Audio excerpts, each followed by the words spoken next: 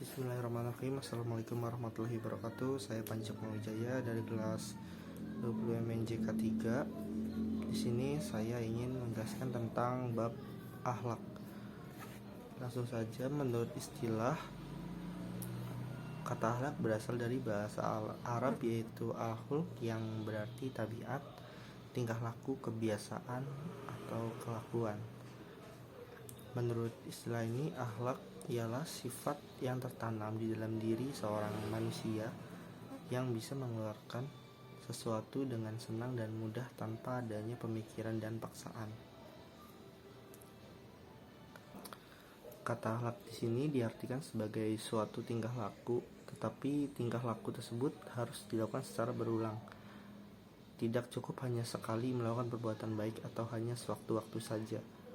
Seseorang dapat dikatakan berakhlak jika timbul dengan sendirinya, didorong oleh motivasi dari dalam diri dan dilakukan tanpa banyak pertimbangan, pemikiran, apalagi pertimbangan yang sering diulang-ulang,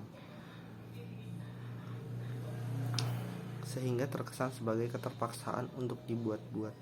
Apabila perbuatan tersebut dilakukan dengan cara terpaksa, itu bukanlah cerminan dari akhlak. Dalam ensiklopedia, berakhlak disebut sebagai ilmu akhlak yang mempunyai arti sebagai studi yang sistematik tentang tabiat dari pengertian nilai baik buruk, seharusnya benar, salah, dan sebagainya, tentang prinsip umum dan dapat diterapkan terhadap sesuatu selanjutnya. Dalam sebutan sebut juga sebagai filsafat moral. Dalam Al-Quran surat Al-Qalam ayat 4 dikatakan bahwa dan sesungguhnya engkau Muhammad berada di atas budi pekerti yang agung. Dan dalam sebuah hadis pun dikatakan bahwa aku diutus hanya untuk menyempurnakan akhlak yang mulia. Sehingga jelas bagi umat Islam di seluruh alam berpatokan pada akhlaknya Nabi Muhammad SAW.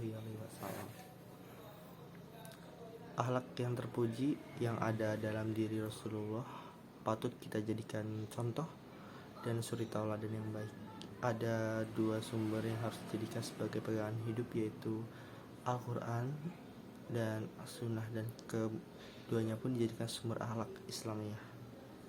Sumber akhlak Islamiyah: jika manusia telah berakhlak karimah atau akhlak yang baik, mulia, terpuji, insya Allah hidupnya akan jauh lebih baik. Akhlak bertujuan untuk menjadikan manusia sebagai makhluk yang lebih tinggi dan sempurna, membedakannya dari makhluk-makhluk yang lainnya. Menjadi suatu hal yang harus dimiliki oleh manusia agar lebih baik lagi dalam berhubungan, lebih baik sesama manusia, apalagi kepada Allah sebagai pencipta. Sedangkan pelajaran akhlak atau ilmu akhlak bertujuan mengetahui perbedaan-perbedaan perangai manusia yang baik dan buruk, agar manusia dapat memegang dengan perangai-perangai yang baik dan menjauhkan diri dari perilaku-perilaku yang jahat, sehingga terciptalah tata tertib dalam pergaulan masyarakat. Yang hendak dikendalikan oleh akhlak ialah tindakan lahir manusia, tetapi karena tindakan tidak didahului oleh gerak-gerik batin, yaitu tindakan hati, maka tindakan batin dan gerak-gerik hati pun termasuk lapangan yang diatur oleh akhlak manusia. Jika setiap orang dapat menguasai tindakan batinnya, maka dapatlah ia menjadi orang yang berakhlak baik. Tegasnya baik buruk itu tergantung kepada tindakan hatinya. Dalam hadis Ar-Rabbani An-Nawawi dituliskan bahwa Rasulullah bersabda yang artinya, dan ketahuilah bahwasannya di dalam tubuh itu ada segumpal daging yang apabila baik, maka baik pula amalannya, dan apabila buruk, maka buruk pula amalannya. Dan ketahuilah bahwa ia adalah hati. Hadis ini menjelaskan bahwa hati adalah bagian terpenting dari tubuh manusia, sehingga apapun yang direncanakan oleh hati sejadinya akan sangat berpengaruh pada perbuatan yang akan dilakukan oleh pemiliknya. Dalam hal ini dapatlah diibaratkan bahwa jasad itu bagaikan pemerintah dalam diri kita, sedangkan hati menjadi pusat pemerintahannya. Seseorang yang mempunyai hati dan pendirian yang kuat, Meskipun badannya tidak sekuat hatinya, lebih diharapkan akan memperoleh hasil pekerjaan daripada seseorang yang berbadan kuat tetapi hatinya lemah. Macam-macam akhlak.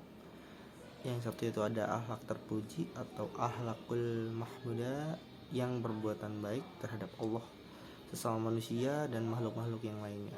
Berikut ini contoh akhlak baik, yaitu berbakti kepada orang tua, menghormati tetangga dan tamu, berusaha menimbulkan rasa kasih sayang serta menarik simpati orang lain, memberikan sumbangan yang bersifat meringankan beban hidup orang-orang yang berhak menerimanya, membantu memudahkan urusan sesama manusia bagi yang berkemampuan. Yang kedua yaitu ada akhlak tercela. Akhlak tercela yaitu perbuatan buruk terhadap Allah, sesama manusia, dan makhluk-makhluk yang lainnya. Berikut contoh akhlaknya yaitu pertama berdosa, mengumpat, mengadu domba, iri hati, dengki, dan congkak. Akhlak pribadi yang paling dekat dengan seseorang itu adalah dirinya sendiri. Maka hendaklah seseorang itu menginsyafi dan menyadari dirinya sendiri. Karena hanya dengan isyaf atau sadar kepada diri sendiri, maka kesempurnaan akhlak yang diutama, budi yang tinggi. Manusia terdiri dari jasmani dan rohani. Di samping itu manusia telah mempunyai fitrah sendiri. Dengan semuanya itu manusia mempunyai kelebihan di manapun saja manusia mempunyai perbuatan. Akhlak berkeluarga. Akhlak ini meliputi kewajiban orang tua, anak, dan karib kerabat. Kewajiban orang tua terhadap anak dalam Islam mengarah pada orang tua dan pendidik untuk memperlihatkan anak-anak secara sempurna dengan ajaran-ajaran yang bijak dan baik. Setiap agama telah memerintahkan kepada setiap orang yang mempunyai tanggung jawab untuk mengarahkan dan mendidik, terutama bapak dan ibu, untuk memiliki akhlak yang luhur, sikap lemah lembut, dan perlakuan kasih sayang. Akhlak merupakan sistem yang mengatur tindakan dan pola sikap manusia dalam menjalani kehidupan sehari-hari. Dalam ajaran agama Islam, sistem nilai tersebut merupakan sumber ijtihad sebagai salah satu metode berpikir secara Islami. Akhlak memicu terjadinya tindakan dan hubungan antara Allah, sesama manusia, dan alam semesta. Menurut Imam Al-Ghazali, akhlak merupakan salah satu sifat yang tertanam dalam jiwa manusia yang dapat menimbulkan suatu perbuatan yang mudah dilakukan tanpa adanya pertimbangan dan pemikiran lagi. Jadi secara spontan melakukan itu. Sementara itu, akhlak adalah sebuah sistem nilai yang mengatur tindakan manusia yang ada di muka bumi. Adapun pengertian akhlak yang lainnya, setiap muslim dianjurkan untuk memiliki akhlakul karimah atau akhlak yang terpuji. Bagi seseorang yang memiliki sikap tersebut, maka dapat mendatangkan manfaat bagi kehidupan di sehari-hari maupun di akhirat nanti. Macam-macam beberapa manfaat dari akhlak terpuji yaitu dicintai Nabi Muhammad SAW. Kedua, berat timbangannya di hari kiamat. Keutamaan memiliki akhlakul karimah, yang pertama ialah cintai Rasulullah. Disebutkan dalam sebuah hadis, seorang muslim yang memiliki sifat terpuji maka menjadi orang yang dekat dengan Nabi Muhammad SAW. Sebagai dalam hadis berikut, Rasulullah bersabda, orang yang paling saya cintai adalah paling dekat dengan tempat saya kelak di hari kiamat adalah mereka yang memiliki akhlak mulia. Sementara orang yang paling saya benci dan tempat paling jauh dari saya kelak di hari kiamat adalah mereka yang keras dan rakus, suka menghina dan sombong. Yang kedua itu ada berat timbangan di hari kiamat. Seorang muslim yang memiliki sikap akhlakul karimah di hari akhir kelak akan diselamatkan oleh Allah Subhanahu wa taala. Selain itu, setiap muslim yang dimiliki akhlakul karimah juga dapat mencapai derajat seperti orang yang berpuasa dan sholat. Hal ini sebagaimana dalam sebuah hadis Rasulullah bersabda, tidak ada sesuatu amalan yang jika diletakkan dalam timbangan lebih berat dari akhlak yang mulia. Sesungguhnya orang yang berakhlak mulia bisa menggapai derajat orang yang rajin puasa dan rajin sholat. Demikian itu saja penjelasan tentang agama bab akhlak ini. Saya Panji Sukmawijaya. Wassalamualaikum warahmatullahi wabarakatuh.